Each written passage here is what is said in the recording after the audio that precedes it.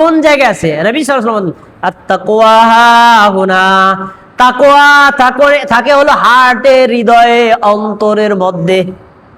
তাকওয়া থাকে কোথায়? অন্তরের মধ্যে। অন্তরের মধ্যে তাকওয়া থাকে। আপনি কোন তাকওয়া নিয়ে কুরবানি করলেন এটা বোঝার জন্য আল্লাহর নবী আরেকটা আয়াত দিয়েছেন। কোরআনের আয়াতটা কি? আল্লাহ আপনার আয়াতটা শুনেছেন, আপনার ইমাম সাহেব আগামী জুমায় এটা শুনাইবে, দেখেন আয়াতটা আমি অগ্রিম বলে যাচ্ছি। আল্লাহ তাআলা বলেছেন লা ইয়ানালাল্লাহু লুহুমুহা ওয়ালা দিমাউহা ওয়ালাকিন ইয়ানালুহুত তাকওয়া মিনকুম।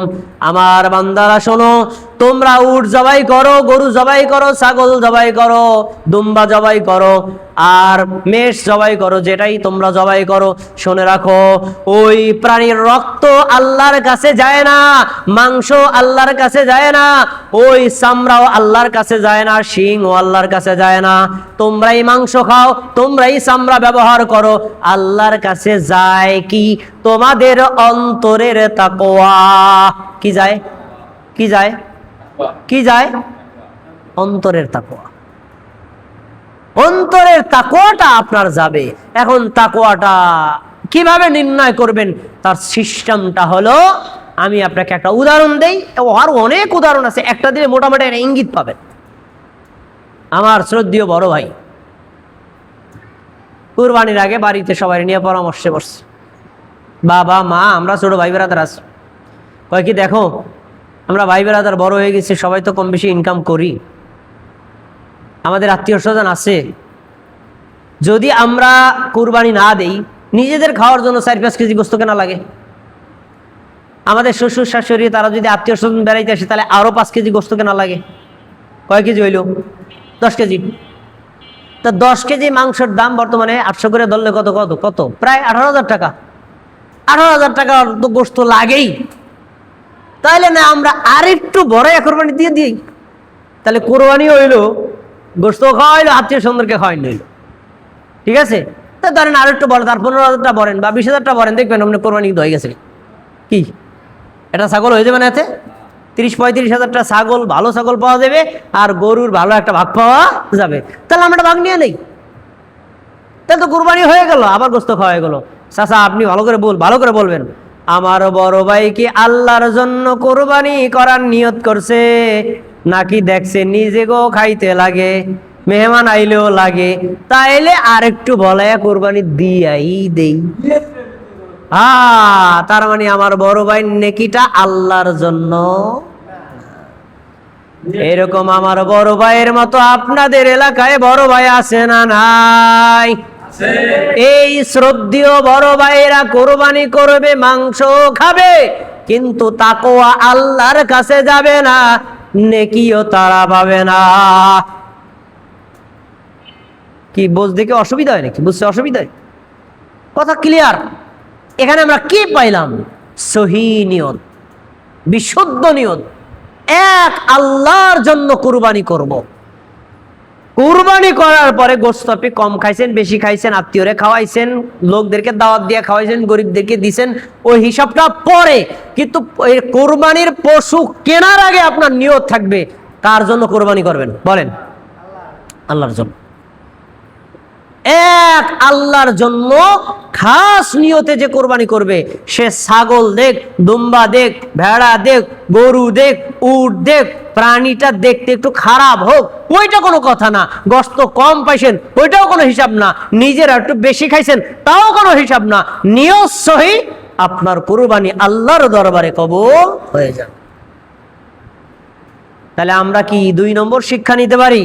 আমরা তাকওয়া নিয়ে সহি নিয়তে কুরবানি করব। হ্যাঁ, কুরবানি কিভাবে করলে কবুল হবে? আল্লাহ একটা দৃষ্টান্ত দিয়েছেন, ইব্রাহিম আলাইহিস সালামের, ইসমাইল আলাইহিস সালামের ঘটনা। আপনার ইমাম আগামী জুমায় শোনাবে, আমি একটু মনে করায় দেই। আল্লাহ তাআলা ইব্রাহিমের স্বপ্ন দেখাইছিলেন, তোমার সন্তান ইসমাইলকে কোরবানি করো। তিনি আল্লাহর হুকুম পালন করার জন্য সন্তানকে বইলা তারপরে তারে নিয়ে জবাই করার জন্য গেছে। ছেলেও জবাই হওয়ার জন্য রাজি, বাবাও জবাই করার জন্য রাজি। যখন কাত করে শোয়াইছে, সূরা সাফফাতের 99 থেকে 111 নম্বর আয়াত দেখেন। যখন কাত করে শোয়াইছে, আল্লাহ রাব্বুল আলামিন ডেকে বলছে, আইয়া ইব্রাহিম কদ সাদ্দাকতার রুইয়া, ইব্রাহিম তুমি তোমার সন্তানকে জবাই করবা, খাস নিয়ত করে ছুরি হাতে নিয়ে সন্তানকে কাত করছো, আর তোমার সন্তান আমার হুকুম মেনে জবাই হবে, এজন্য স্বেচ্ছায় কাত হয়ে গেছে।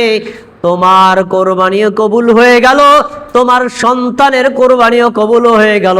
সন্তানরে সরায়া দাও, আমি একটা দুম্বা দিলাম বিসমিল্লাহ বলে, ওইটারে জবাই করে দাও। আপনারা বুঝে থাকলে বলেন, আল্লাহ কি ইসমাইলকে জবাই করাতে চাইছিলেন, না ইসমাইল আর ইব্রাহিমের মন পরীক্ষা করতে চাইছিলেন? যদি ইসমাইলে জবাই নিয়ত থাকতো তাহলে সেদিন ইসমাইলে জবাই করা লাগতো। আল্লাহ কিন্তু ওই ইসমাইলে জবাই চায় নাই, পরীক্ষা করি।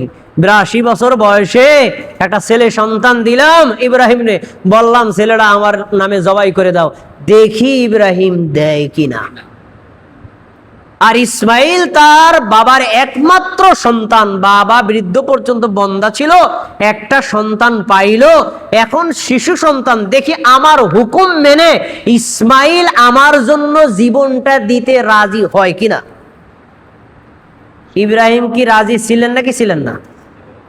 ইসমাইল কি রাজি ছিলেন নাকি ছিলেন না? দুইজনের মন পরীক্ষা শেষ। পরীক্ষায় ইব্রাহিম 100-তে 100, ইসমাইল 100-তে 100 নম্বর পাওয়ার পর তোমরা সরো, এবার একটা দুম্বা জবাই করে দাও, হয়ে গেছে কোরবানি। এই ঘটনা থেকে কি শিক্ষা নেবেন আপনারা? আপনারা শুধু গল্প শোনেন, শিক্ষা তো নেন না। শিক্ষাটা বলে দিচ্ছি, এই ঘটনা থেকে শিক্ষা হলো, আপনি যে গরুটা জবাই দেন, গরু জবাই করা আসল উদ্দেশ্য নয়, আপনার অন্তরটাকে জবাই করা আসল উদ্দেশ্য। আপনি কি আসলে আল্লাহর হুকুমের সামনে আত্মসমর্পণ করলেন কিনা? যদি আল্লাহর হুকুমের সামনে স্বেচ্ছায় মন থেকে আপনি আত্মসমর্পণ করেন, আপনার কুরবানি অলরেডি কবুল হয়ে গেছে। কথা কি বোঝা গেছে নি? এই হলো আপনার কোরবানির মেইন উদ্দেশ্য। আরেকটি ফজিলত বলে কোরবানির 2টি নামাজটা বলে শেষ করে দিচ্ছি। নবী সাল্লাল্লাহু আলাইহি সাল্লাম বলেছেন, ইয়া আইয়ুহান নাস, আরাফাতের দিন লক্ষ লক্ষ সাহাবীদেরকে সামনে নিয়ে আমাদের নবী বললেন, হে মানব জাতি, ইন্না আলা কুল্লি আহলি বাইতিন ফি কুল্লি আমিন উদহিয়া, তোমাদের প্রত্যেক বছরে প্রত্যেক পরিবারের পক্ষ থেকে একটা করে প্রাণী আল্লাহর রাস্তায় কোরবানি করা উচিত। প্রত্যেক বছরে প্রত্যেক পরিবারের পক্ষ থেকে একটা করে প্রাণী কোরবানি করা উচিত। আরাফার মানে আল্লাহ নবী ঘোষণা দিলেন। এই হাদিসের আলোকে হানাফি আলেমরা বলেছেন কোরবানি করা ওয়াজিব। নবী কি বলছেন? করা উচিত। আরেকটি হাদিস আছে, মান ওয়াজাদা সাতাল লিআইয়ুদাহি ফালাম ইউদাহি ফালা ইয়াকরাবান্না মুসাল্লানা, সুনান ইবনে মাজাহ, মুসনাদে আহমদের হাদিসে বর্ণিত আছে, নবী সাল্লাল্লাহু আলাইহি ওয়াসাল্লাম বলেছেন, যে ব্যক্তি কুরবানি করার সামর্থ্য আছে, কোন ধরনের ওজন নাই, ইচ্ছা করে কুরবানি করলো না, ওই লোকটা যেন আমাদের ঈদগাহে না আসে, ঘরে থাক। তুই ঈদগাহ যায় লাভ কি? ঈদগাহ যায় লাভ কি? ঘরে বসে থাক। ঈদগাহে আসবে তো ওই মুমিন মুসলমান যার সামর্থ্য আছে, আল্লাহর জন্য কোরবানি করছে। তোর সামর্থ্য আছে, কোনো ওজন নাই, কোরবানি করলি না, তুই ঈদগাহে লাভ কি? ফালা ইয়াকরাবান্না মুসাল্লানা, সেজন্য আমাদের ঈদগাহে না আসে। এই হাদিসের আলোকেও হানাফি আলেমরা বলেছেন কোরবানি করা ওয়াজিব। ইমাম আবু দাউদের মতে কোরবানি করা ওয়াজিব। বাকি 3 মাযহাবের ইমামদের মতে কোরবানি করা হলো সুন্নাতে মুআক্কাদা, ওয়াজিব নয়, একটা গুরুত্বপূর্ণ সুন্নাহ। যদি সম্ভব হয় তাহলে প্রত্যেকের করা উচিত, ওজর থাকলে করবে না। এখন আপনি সুন্নাতে মুআক্কাদা বলেন, ওয়াজিব বলেন, কুরবানি যে একটা শ্রেষ্ঠ আমল, এতে কোনো সন্দেহ আছে? নাই। তাহলে আপনার সন্দেহ যদি সাধ্য থাকে করবেন। এখন কোরবানি সংক্রান্ত জরুরি কিছু মাসআলা বলি। 1 নম্বর মাসআলা, আমাদের সমাজে দেখা যায়